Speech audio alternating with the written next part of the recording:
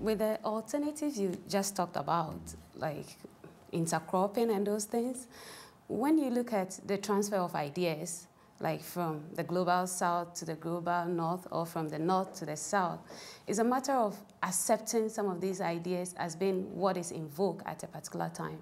It looks like science and technology, or the technology of some kind of planting, becomes in vogue at a particular time, and everyone wants to do it. Mm-hmm. Like we all want to get onto that kind of system of planting crops. So this idea of land grabbing all comes into the play, where it's now growing of plants that can produce biofuel. Mm-hmm. So countries are giving up their land, but it all comes down to poverty, I think, because in some communities, the land is there, and when someone offers some good substantial, like some sum of money, they give off the land, just like that.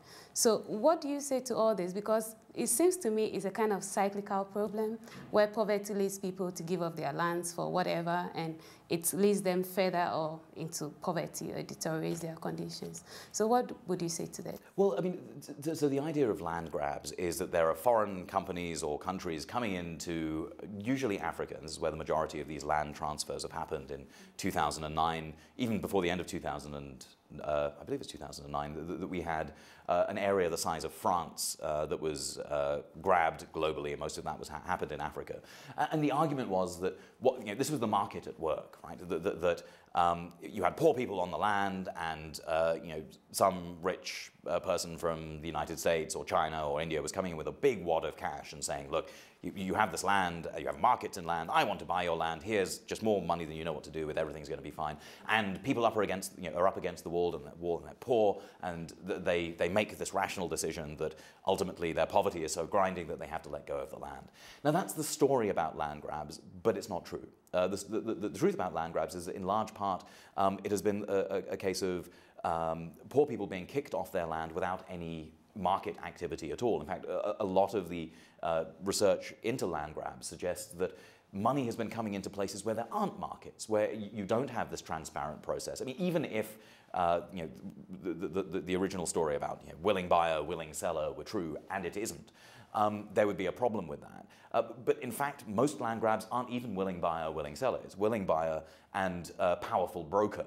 And willing buyer and powerful broker is not the same thing as a free exchange of anything, right? I mean, it's about a landlord or a corrupt government official or whatever it is making it possible for a land deal to take place, so that, as you say, crops that can be grown for biofuel. This land is usually the land that is grabbed is usually invariably has good access to water. Because Africa has a lot of land, but no one's grabbing the Sahara, right? But they're grabbing good quality land with good access to water, the best land. And the poor people who are on that land often just get turfed off. So there seems to me that absolutely it's a question about poverty, but poverty is always a question about power. And what land grabs demonstrate to me is that the inequities of power that obtain internationally are also inequities that have always obtained locally. I mean, although land grabs is a big problem in terms of powerful external agents coming into a country, they're always facilitated by local powerful agents. And so really we need to be talking about class when talking about land grabs, as well as the big bad people from outside Africa who are coming in and grabbing land. It's always the interaction of the two. And this seems to me a fine case of thinking about where the rhetoric about poor people making rational decisions and getting money and this is how they get out of poverty has nothing to do with the truth. It's a convenient fiction that allows a great deal of dispossession and exploitation to take place.